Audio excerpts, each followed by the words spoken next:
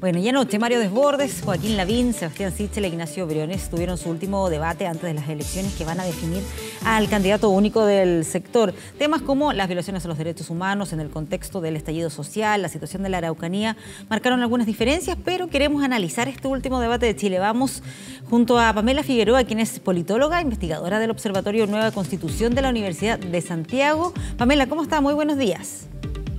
Muy buenos días, Patricia. Me gustaría primero conocer su opinión respecto a lo que fue este debate del día de ayer. Mencionaba yo ahí algunas diferencias que tal vez se pudieron apreciar. ¿Cómo vio usted la presentación de estos candidatos? Bueno, yo creo que este fue un debate muy centrado en el electorado más duro de la derecha. Creo que hubo pocas propuestas hacia una ciudadanía que pudiera estar cercano a esas candidaturas.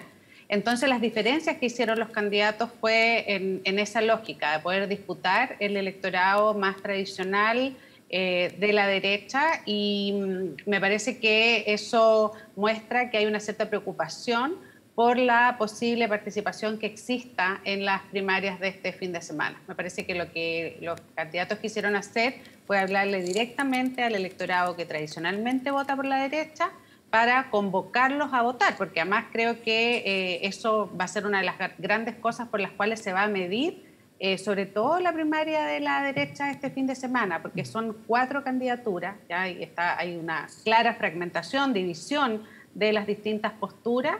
Y si en esta fragmentación no son capaces de convocar a un alto porcentaje electorado, creo que ese es un fracaso para todas las candidaturas. Sí, ¿en qué aspecto usted percibía que se hablaba hacia ese sector de la derecha? ¿Tendrá que ver cuando se menciona, por ejemplo, lo del estado de sitio de la Araucanía? ¿En qué temas? Mira, yo creo que el primer tema de derechos humanos, que creo que es un tema muy importante, ¿ya? Me pareció que todos tenían una posición que no se abría a hacer un reconocimiento a las violaciones de derechos humanos que se han vivido, más bien como un cierto negacionismo de las violaciones a los derechos humanos que han sido documentadas por organismos internacionales y nacionales en el caso de Chile. Entonces ahí es como, me parece que es un punto muy complejo y que solamente, o sea, para la mayoría de la ciudadanía que sí ha visto que han habido violaciones a los derechos humanos. Entonces me parece que en ese punto todos tuvieron esa posición como de negar la situación. Pero no Pamela, tengo ahí la duda, sí, si acaso es correcto decir en el fondo que negaban el tema de las violaciones a los derechos humanos, o más bien lo reconocían, pero no hablaban de violaciones con el concepto de sistemático, o la diferencia que tenían en cuanto a cómo la responsabilidad que podía tener Carabineros, que era más bien puntual y no institucional. ¿Será esa más bien la diferencia? Sí. A ese punto me refiero, porque en el fondo cuando tú dices que son situaciones puntuales, que en el fondo es el error de un funcionario en un procedimiento, ¿ya?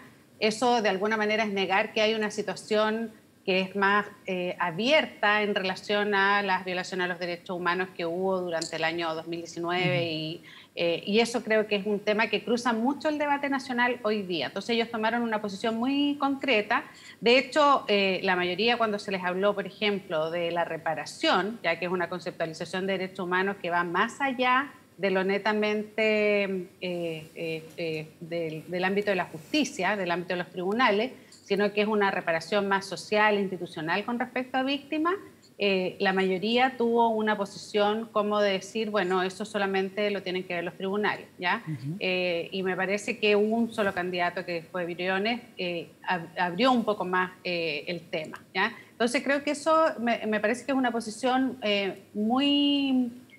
hablándole a su electorado, ¿no es cierto?, de ponerse en una posición de que acá en realidad lo que ha pasado es que han habido casos muy excepcionales y concretos de algunos funcionarios policiales que se han salido como de protocolo o que han cometido errores y por tanto eso implica no visualizar el problema de derechos humanos como es. Y eso es muy complejo porque, bueno, la historia demuestra, no solamente en el caso de Chile, que cuando tú no te haces cargo de este tipo de situaciones, esas situaciones tienden a repetirse, ¿ya?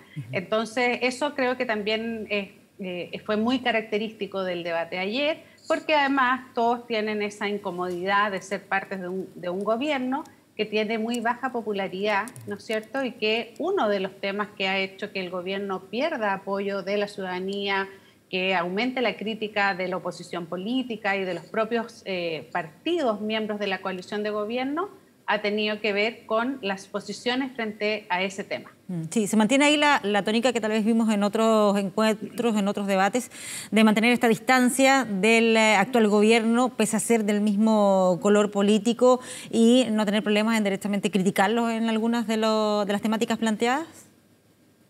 Sí, yo creo que eso se mantiene y es una situación bastante incómoda. Se ve la incomodidad de los candidatos porque además todos cumplieron roles importantes en el gobierno, ¿ya? O sea, por lo menos 3 fueron ministros recientemente y tuvieron roles importantes en el gobierno mientras sucedían las distintas situaciones que han hecho que el gobierno pierda legitimidad y confianza en la ciudadanía. Entonces, esa es una situación muy incómoda porque es como negar una situación, tratar de proponer cuestiones a futuro sin hacerse cargo de situaciones coyunturales. Yo creo que siempre me parece que es mucho más honesto y probablemente es lo que la ciudadanía espera, es que ellos asumiendo sus posiciones puedan tener otras propuestas hacia adelante. Ya creo que genera mucha incomodidad esa situación de tratar de desentenderse de una situación que seguimos viendo que es parte del debate nacional.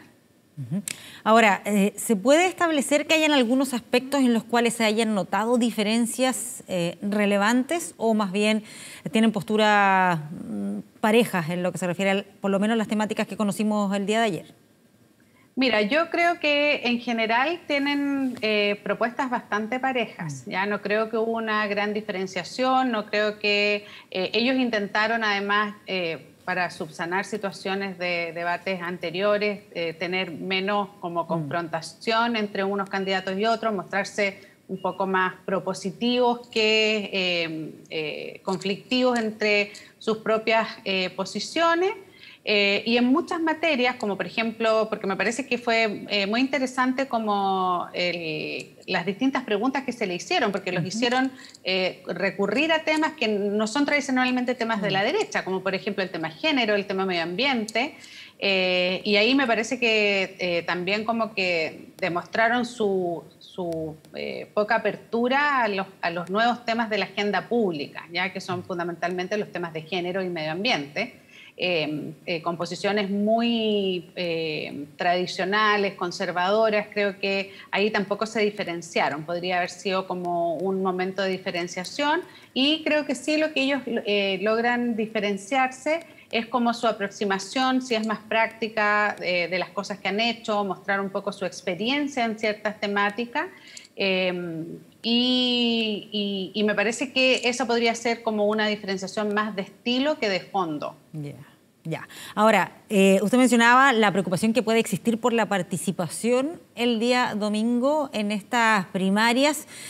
¿Hay alguna estimación que podríamos hacer sobre cuál sería la participación mínima que se podría esperar? ¿De qué manera puede afectar el que los candidatos no logren movilizar a una cantidad de personas adecuadas para esa votación? Bueno, en el contexto actual es bien difícil estimar porcentajes de participación. Yo creo que en todas las últimas elecciones, procesos electorales nacionales, la segunda vuelta de gobernadores y ahora esta primaria, es difícil proyectar niveles de participación, ¿ya? Pero me imagino que las candidatas y los candidatos de la derecha tienen que por lo menos mover a los militantes de sus partidos, a los padrones de militantes de sus partidos, y ese me parece que es como el piso que para ellos es importante cubrir, ¿ya? Así que, bueno, creo que es mejor esperar a cómo se movilizan las personas, pero yo creo que ese sería el gran problema para la derecha, porque con 4 candidaturas, ¿ya?, se supone que tú debieras movilizar a mayor cantidad de gente, porque todos los sectores de la derecha, de alguna manera, tienen una opción en esta elección primaria. O sea, están todas las opciones puestas ahí. Entonces, si las personas no concurren, eso de alguna manera uno lo podría leer como que la baja confianza, la baja legitimidad que tiene el actual gobierno ya se ha transferido también no solamente a los partidos políticos, que ya lo vimos en los resultados electorales de la Convención Constitucional y de gobernadores, sino que también a la posible opción presidencial de la derecha en miras a las elecciones de noviembre. Muy bien, veremos qué es lo que pasa entonces el domingo en esas elecciones primarias. Muchas gracias, Pamela Figueroa, por conversar con nosotros sobre este tema. Que esté muy bien, buenos días.